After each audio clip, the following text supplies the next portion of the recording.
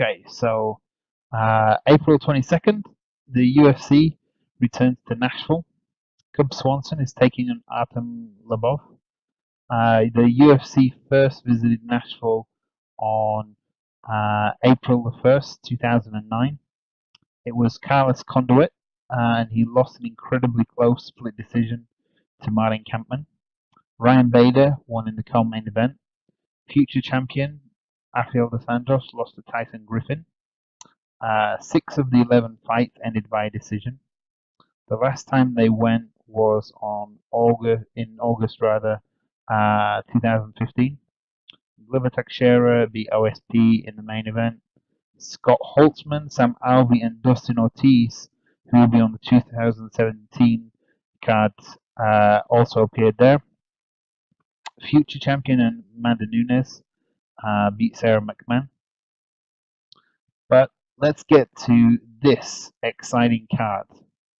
The opening bout sees Brian Barberena face off against Joe Proctor. I think this might be Proctor's best chance.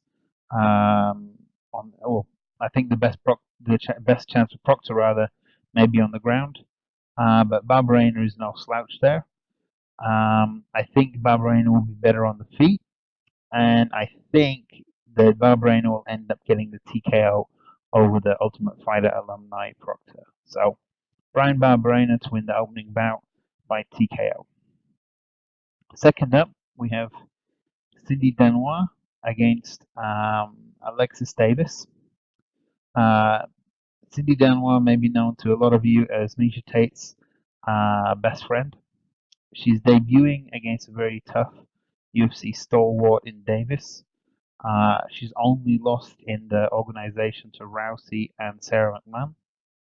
Denois has impressive victories over Megan Anderson, who's a rising star in Invicta, and she's a danger to anyone on the ground.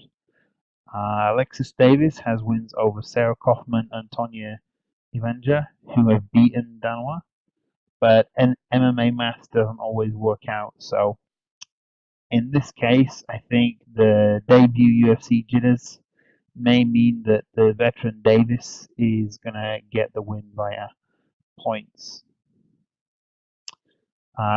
Next up, we have local boy Scott Holtman taking on Michael McBride. McBride is somewhat of a submission machine, especially very early on. He gets a lot of wins in the first round by submission. He's a very scrappy fighter as well. If you saw the fight against Nick Lentz, he was always trying. Holtzman has never been submitted, and I don't think McBride is going to be the guy to do it. This could be a real tough affair, back and forward, a lot of transitions. I'm going to go with hot sauce by decision, but this could really go either way. Next up, we have Hector Sandoval against Matt Schnell. The Hector Sandoval's last 2 losses are to Willie Gates and Wilson Hayes, who will be fighting DJ for the title in April as well. I was very impressed with his victory over Freddie Serrano, but he's giving up a lot of height. He's giving up 6 inches to Schnell. It's a very tough call, like in the first few, but I think Schnell could get his maiden UFC victory by decision. The opening fights are really pick'ems, and I wouldn't suggest anybody put their money on any of these fights to go either way. That said, the next one, Penny versus Taylor, I think this is a little bit more straightforward. These two Californian girls collide, and while Penny is a veteran, I think Taylor is younger, hungrier, scrappier. Despite a 5-inch height deficit, I expect her to get inside and light Penny up. My only question is, does this end with another decision, or will Taylor manage to get the TKO? I think either way, Taylor wins this, and it could be in good fashion. Next up, born in Indiana but fighting out of Franklin, Tennessee, Dustin Ortiz faces off against Brandon Moreno. This is a 5'7" guy against a 5'4". Moreno's favor. So Moreno's 5'7", Ortiz is 5'4". Both with a lot of fights for their age. Ortiz at 28 has lost 6, all by decision, and won 16. Moreno at 23 has lost 3, all by decision also, and won 13. 9 of his wins are by submission. This will be Ortiz's 10th UFC fight. He's got 5 wins and 4 losses. Moreno, this will be his 3rd fight, and he's unbeaten inside the organization. Actually, he hasn't lost since 2012, and he's currently riding a 10-fight winning streak. I think this will go the distance, with Moreno taking it on points.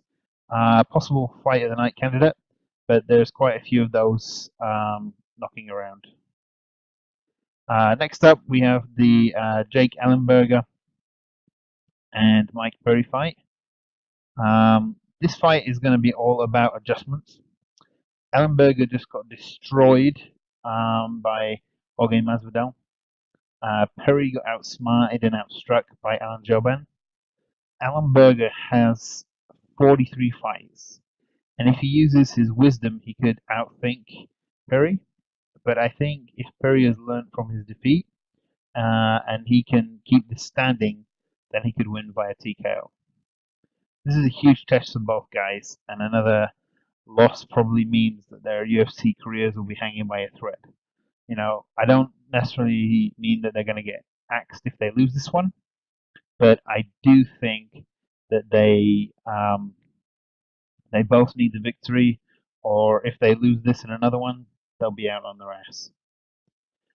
Then we get to John the Magician Dodson against Eddie Wineland. Both guys are 32. They're action fighters who seem to have been around forever. The Magician's speed and athleticism are only rivaled by Demetrius Johnson. Wineland's hearts and guts are undeniable. This is another fight of the night contender, along with Alvin Leites, Ortiz, and Moreno, and co-main event Aya Quinta versus Diego Sanchez. I think Dodson could win this one via TKO. The Magician has never been knocked out. It could go the distance and be a split decision, but I'm saying Dodson via TKO.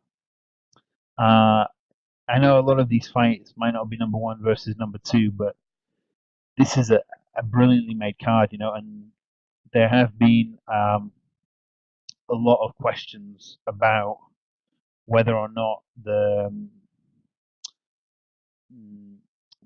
really the decision to promote Sean Shelby and bring in the new guy is working out. But I think these matches are really well made. It's a good card, it really is. I'm excited about a lot of the matches on this card. Next up, OSP versus Marcos Rogero de Lima, also known as Pezzo. Owen St. Peru needs the victory here, and I fear another loss will see him bounced from the organization. Pezzo is 4-2 in the UFC. Both losses via choke. I could see OSP taking this to the ground, winning via submission. I think his confidence is shot though, and I think he's going to lose the stand-up battle. So I'm going to go with De Lima via TKO. Next up, Tells Leites against Smiling Sam Alvey.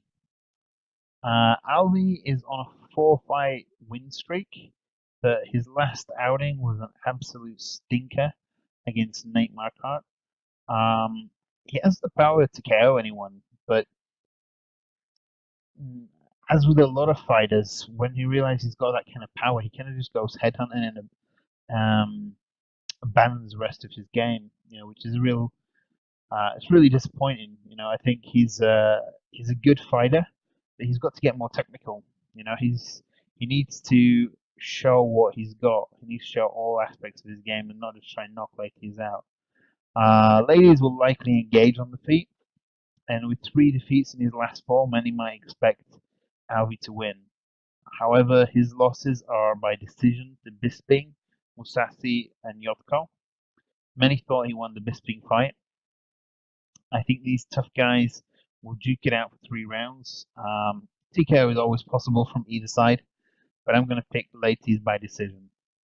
Another fight of the night contender. And when you got so many fights that could be fight of the night, you just got to pray that at least one or two of them deliver, and you've got a great card.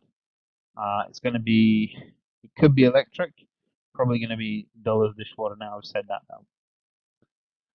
And the last one that I picked as a fight of the night contender is Raging Ally Quinta returning against Diego Sanchez. I've heard Diego's going to change his nickname for this one. I'm not sure if that's 100% or what he's going to do. It doesn't really matter. Ali's on a 4-fight win streak, but he hasn't fought since April 2015. He beat Jorge Masvidal, Joe Lozan, Ross Pearson, and Rodrigo Dam. In that same time, since he hasn't fought, Diego Sanchez has lost to Lamas and Lawson and beaten Jim Miller and Marcin Held. This is likely to be a scrap, and I don't think either of the guys will knock the other one out. Iaquinta has only lost via submission. Sanchez does have 9 wins via submission, but the last one was in 2008. Maybe Greg Jackson will steer him towards, taking this to the ground and trying to go for a submission. But we all know that Sanchez likes to scrap. This is a tough call, but I think Sanchez will win the decision just because 2 years off rather for Ale Quinta, and the pace that Diego Sanchez pushes, I think gives him the edge. Now, 2 years off and Ale Quinta here is ranked number 14. It's a bit of a joke, but that's what I think of the rankings. They're a joke. Okay, main event. Wow, what a crazy main event. When I heard about this one, the only thing that I could really think about was the MMA fans really have a big impact at the moment on the making of the cards and things like that. So we just saw at 209 Lando Venata, who was in his 3rd fight in the UFC, got bumped up to co-main event because he had an amazing knockout in his 2nd fight, and he's a real fan favorite, especially on Reddit's MMA, so our MMA. Artem Lobov is also another big fan there. Mike Perry is a big fan on that scene, and it seems to me like the matchmakers there are listening to that forum. Maybe I'm wrong, maybe I'm right, but this is a weird matchup. Another theory I thought up was maybe after Cubs' epic match against Duho Choi, they're giving him, a main event and a very, very winnable main event.